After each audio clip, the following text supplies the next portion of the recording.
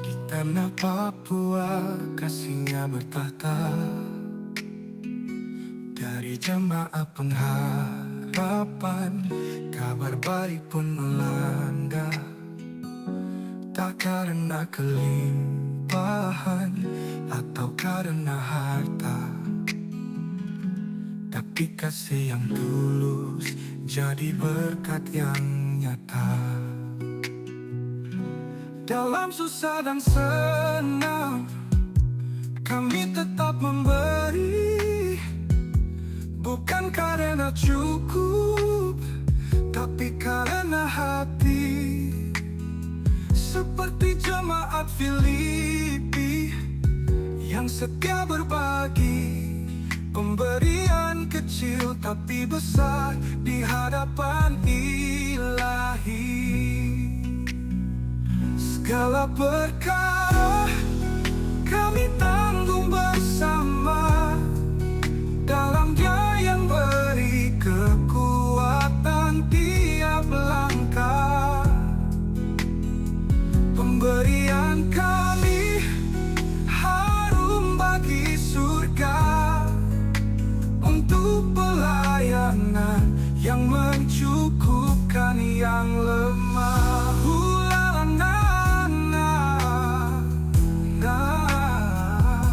Bukan soal jumlah, tapi buah yang tumbuh, jiwa-jiwa disapa, kasih Kristus berseru. Dari Jayapura ke lembah dan gunung, Injil dibawa, damai pun menyatu. Engkaulah Tuhan yang mencukupkan segalanya. Kami menabur, Engkau yang memberi buahnya. Persembahan kami, korban yang berkenan untuk kemuliaan-Mu di seluruh tanah Papua. Dimuliakanlah Bapa kita selamanya, lewat pelayanan kasih-Nya nyata dari Bagian pembacaan Alkitab yang akan kita baca dan renungkan bersama-sama dari kitab Kudus Perjanjian Lama, Nehemia pasal 12 ayat 44 sampai dengan 47.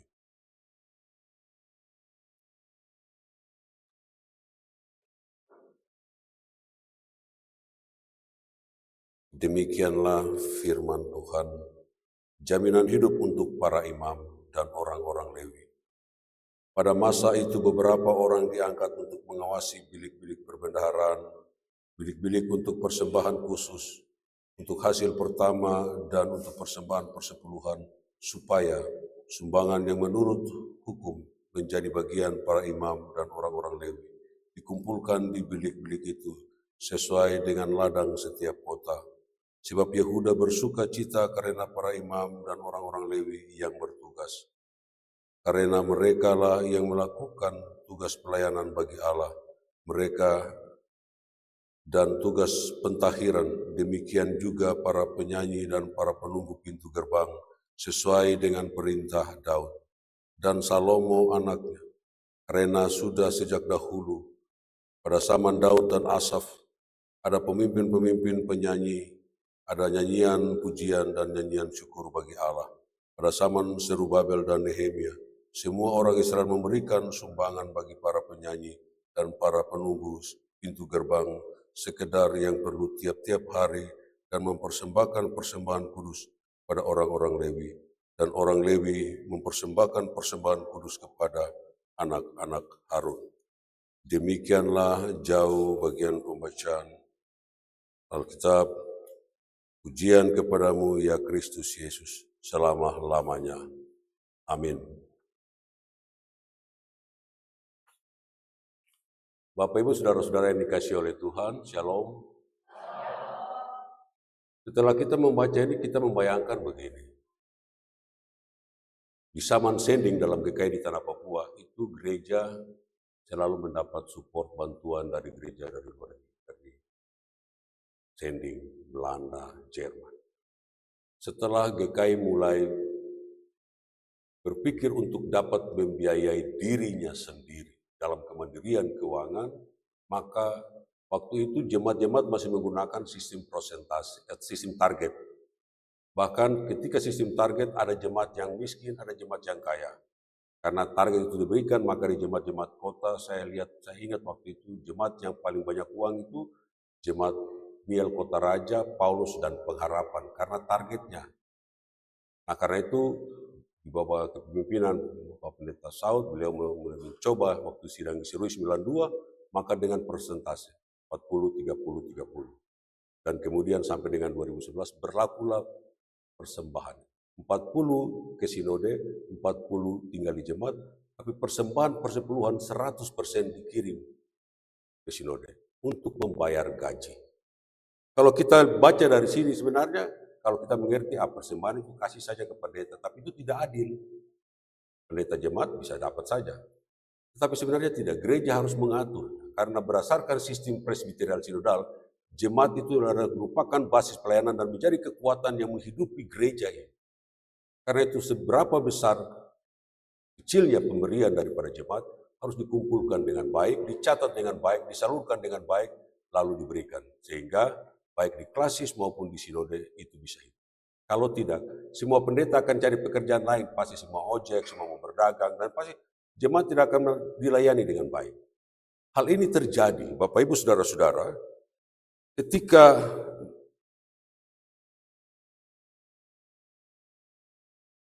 bangsa Babilonia menawan orang-orang 10 suku yang ada di kerajaan selatan, yaitu di Yerusalem, yaitu yang dihuni oleh 2 suku, yaitu suku Benyamin dan Yehuda. Mereka ditawan ke Babylon. Tetapi kemudian Tuhan menggunakan Nehemia, dia adalah seorang juru minum di istana kerajaan, yaitu istana Raja Artasasta di kerajaan Persia. Dan dia waktu itu di Yerusalem, Nehemia mulai menyelidiki keadaan tembok yang terbongkar dan dibakar dan dimakan api, dan dia meminta kepada orang-orang Yahudi dan para imam untuk semua harus ikut membangun tembok Yerusalem, dan dia minta izin daripada raja itu. Dan Nehemia kembali dalam jabatan sebagai seorang bupati, dan dia berjuang untuk membangun kembali tembok Yerusalem. Karena dia merasa bahwa sebenarnya bangsa ini telah lalai daripada apa yang mereka lakukan. Mereka telah tidak melakukan hukum Tuhan itu secara baik sampai Tuhan menghukum mereka sehingga tembok itu menjadi rusak dan terbakar. Sehingga Nehemia memimpin pembangunan tembok Yerusalem dan membantu memulihkan kehidupan sosial dan keagamaan dengan menerapkan hukum Taurat itu. Maka sebagai gubernur Yehuda, dan dia memimpin pemulihan keadaan sosial dan keagamaan yang ada di sana. Dan dia sendirilah yang menulis, ini semacam biografinya sendiri. Kisah Nehemia ini bisa kita lihat juga di dalam kitab Esra, bahkan di satu Tawarik juga akan dibicarakan di sana.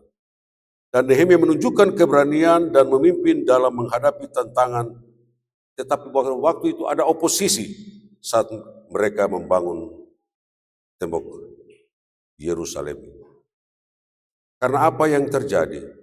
Ada orang-orang yang menjadi tantangan bagi Nehemia, yaitu dalam bagian Alkitab pasal 1 dan seterusnya kita baca, kita akan menemukan yang namanya Sanbalat, Tobia, dan Gershem. Mereka mengajak dan menghina Nehemia bahwa sebaiknya tembok Yerusalem itu tidak usah dibangun kembali. Bahkan mungkin juga ikut-ikutan 10 suku yang ada di kerajaan Samaria, yang mereka bilang untuk apa dibangun kembali. Bapak Ibu Saudara-saudara, oleh karena pembangunan itu sudah selesai dan mereka sadar akan kesalahan mereka, dan Nehemia mulai memperhatikan bagaimana tentang kehidupan para imam dan orang-orang Lewi dan para penyanyi dan para penunggu di pintu gerbang itu. Sehingga dia mengangkat beberapa orang di bilik-bilik perbendaharaan supaya sumbangan yang menurut hukum itu menjadi bagian dari imam dan orang-orang Lewi dikumpulkan di bilik-bilik itu sesuai dengan ladang tiap-tiap kota, ayat 44. Beberapa orang ditunjuk untuk mengawasi ruangan-ruangan rumah perbendaharaan untuk persembahan. Umat membawa persembahan mereka dan buah sulung dan persepuluhan ke rumah perbendaharaan orang Lewi, dan mereka melakukannya dengan sukacita karena mereka senang mendukung para imam. Mereka melakukannya dengan sukacita karena mereka senang untuk mendukung para imam dan orang Lewi itu. Benarkah kita memberi persembahan kepada Tuhan dengan penuh sukacita, atau kita masih hitung-hitung? Sehingga Bapak Ibu Saudara-saudara, baik para penyanyi maupun penjaga pintu gerbang tetap menjalankan tugas mereka kepada Tuhan dan tugas penyucian. Dan saya bayangkan jikalau jemaat-jemaat menahan persembahan persepuluhan itu di jemaatnya masing-masing, bagaimana pekerjaan pemberitaan Injil di seluruh GKI Tanah Papua tidak akan jalan. Semua pendeta lain pasti jadi petani, nelayan, semua jadi kerja apa saja, yang penting bisa hidup. Inilah cara bergereja kita.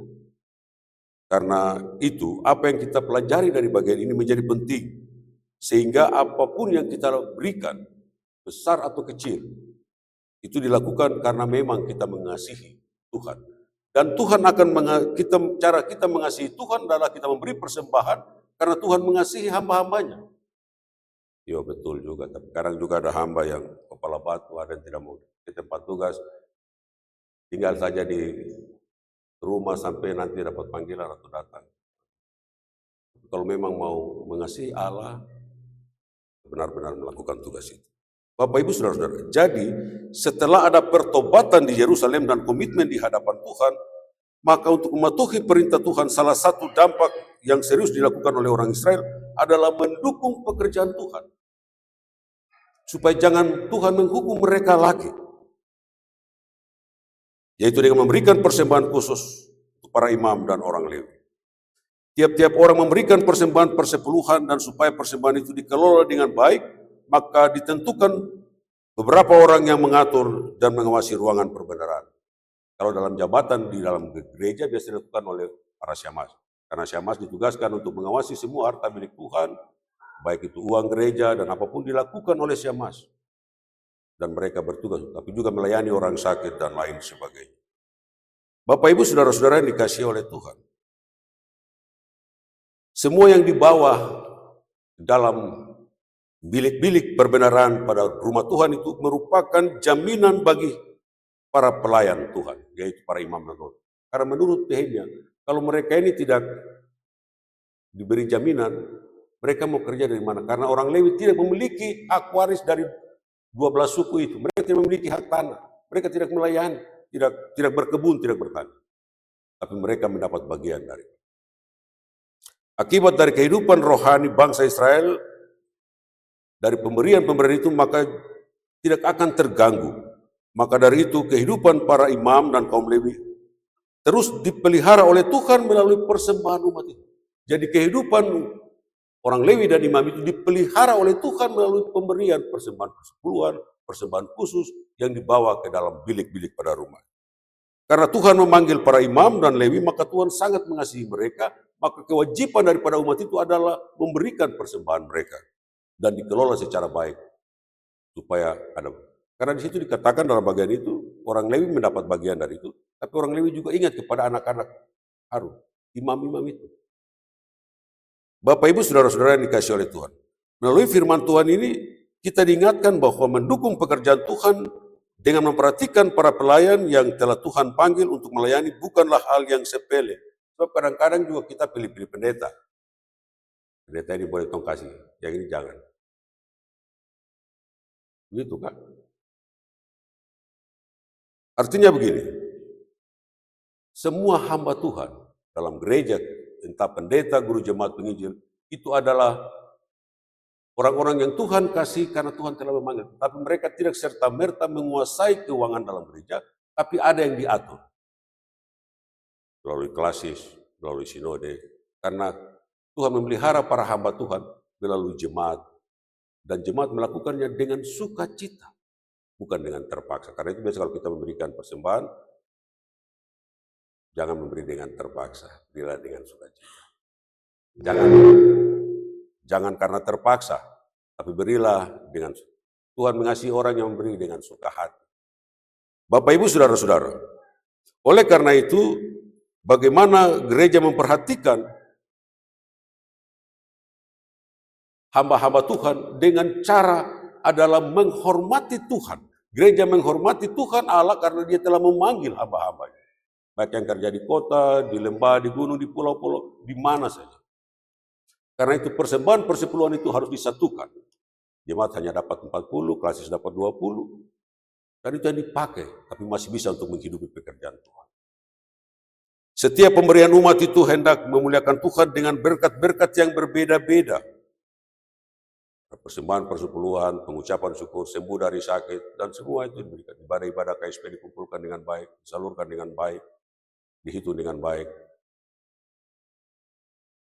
Hal ini Nehemia menyadari betul bahwa untuk menciptakan kondisi yang stabil dan melakukan pemulihan yang seutuhnya harus melibatkan Allah di dalam pemberian-pemberian umat itu.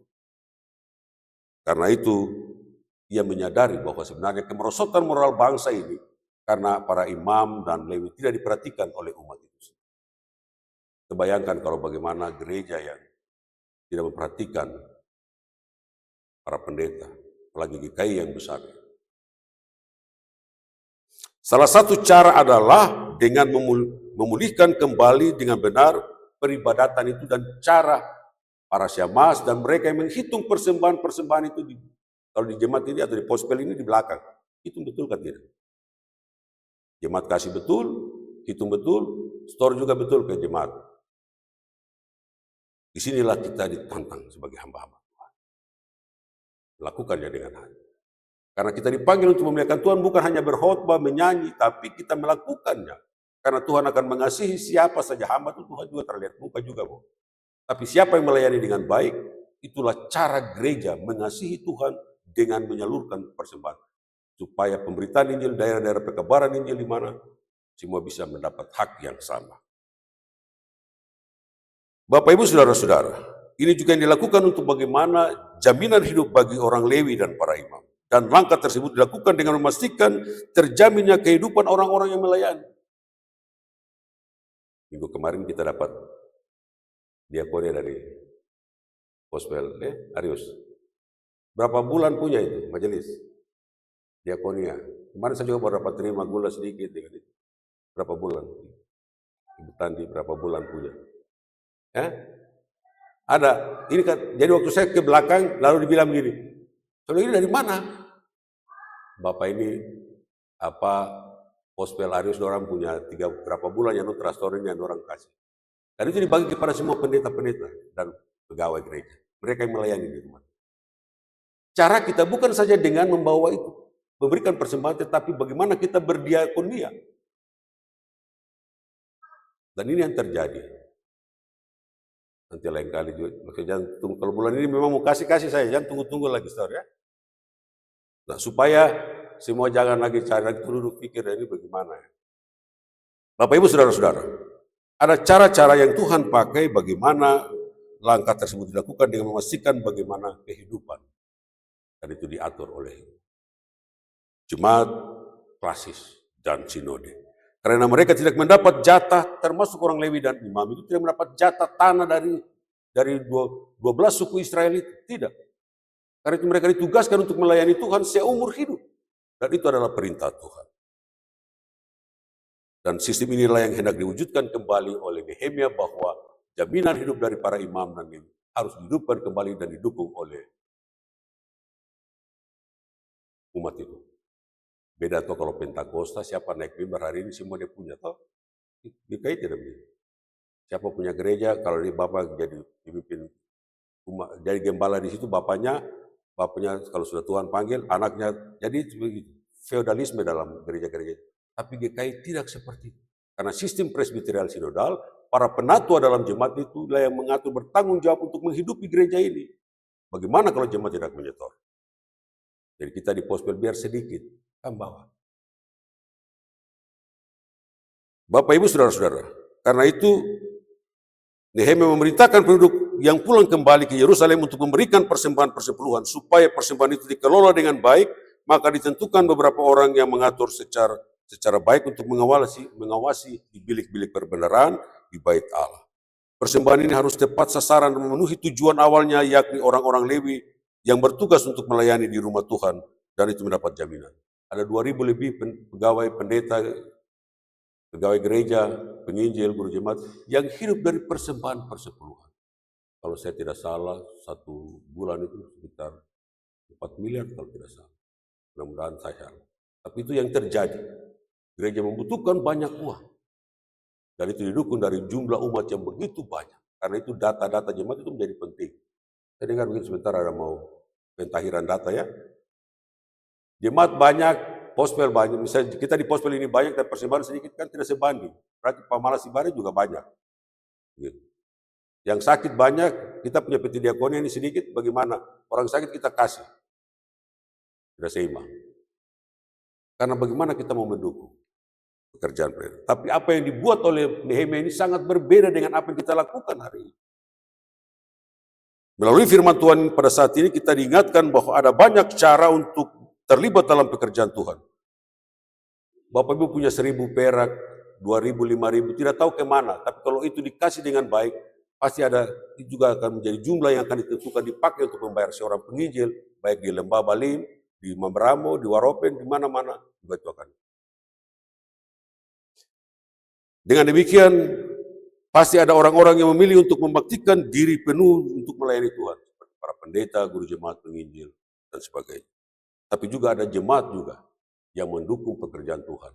Maka cara Tuhan untuk mengasihi hamba-hambanya adalah dengan cara Tuhan membuat banyak berkat kepada jemaat. Hari ini dapat 1 juta, persepuluhan jadi kasih 1 juta, kasih 100.000. 100.000 terlalu banyak, bagi lagi, sudah.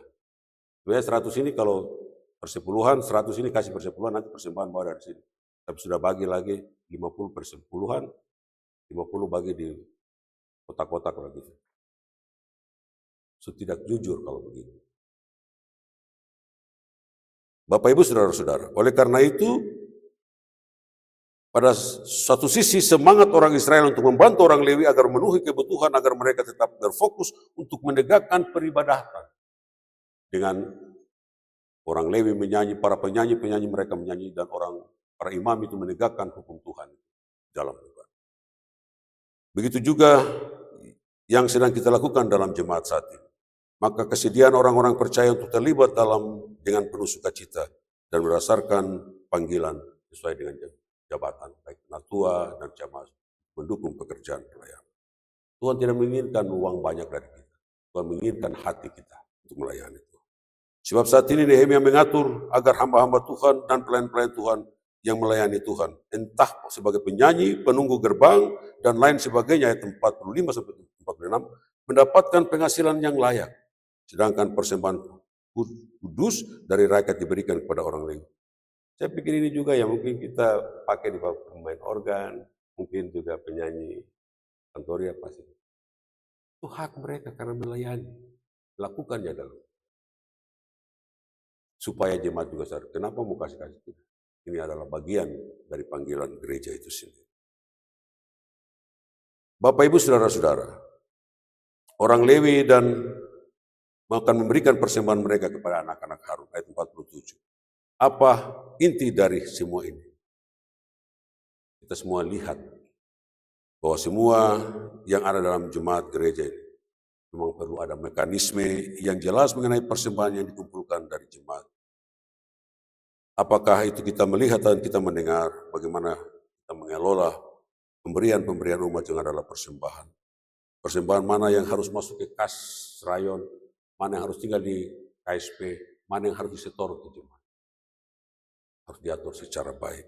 Dengan jujur, harus ada sikap dalam diri kita, supaya ketika tangan kita memegang uang, hati kita ada pada Tuhan, bukan kepada apa yang ada di depan. Disinilah kita bersuka cita karena Tuhan melibatkan kita dalam melayaninya. Betapa bersuka cita kita ketika kita percaya bahwa persembahan kita turut menghidupi banyak hamba Tuhan di dalam gereja ini, maka Tuhan akan mencukupkan apapun kebutuhan. Itulah cara Nehemia menyadarkan kita bahwa pekerjaan Tuhan harus terus berjalan dengan baik di jemaat-jemaat. Karena ada hamba-hamba Tuhan yang siap melayani, silih berganti. Mungkin sampai Tuhan datang, pekerjaan ini akan tetap berjalan. Tuhan memberkati kita dalam pemberitaan firman di hari ini. Percayalah, Tuhan melibatkan Bapak Ibu semua untuk memuliakan Tuhan. Tuhan menghendaki Bapak Ibu Saudara-saudara, karena Ia percaya. Kita percaya bahwa Tuhan juga melibatkan semua orang dipakai untuk pekerjaan gereja ini. Amin.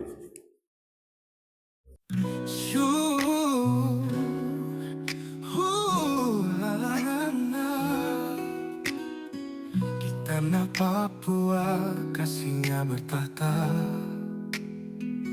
dari jemaat pengharapan kabar baik pun melanda. Tak karena kelimpahan atau karena harta, tapi kasih yang tulus jadi berkat yang nyata. Dalam susah dan senang kami tetap memberi, bukan karena cukup, tapi karena hati. Seperti jemaat Filipi yang setia berbagi, pemberian kecil tapi besar di hadapan Ilahi. Segala berkat